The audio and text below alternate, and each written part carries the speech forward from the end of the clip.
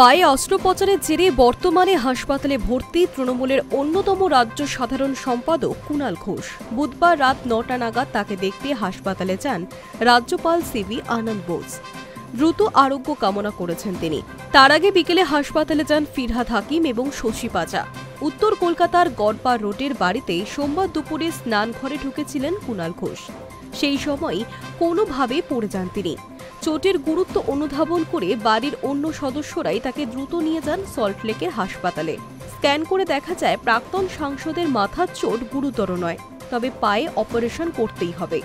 হাসপাতালের বেডে শুয়ে তৃণমূলের সর্বভারতীয় সাধারণ সম্পাদক অভিষেক বন্দ্যোপাধ্যায়ের সাংগঠনিক ভার্চুয়াল বৈঠকেও যোগ দিয়েছিলেন কুণাল ঘোষ।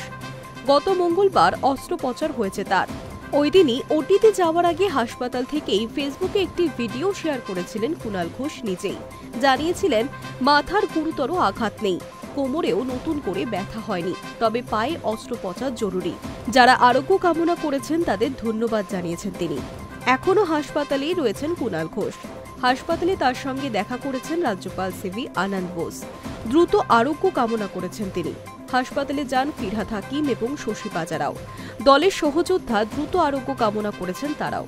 বলে রাখা ভালো, এর আগে 2 বছর আগে 2023 সালের ফেব্রুয়ারিতে কলকাতা রেফারি ক্লাবের মাঠে ফুটবল খেলতে গিয়ে বাম পা ভেঙেছিল কুণাল ঘোষের।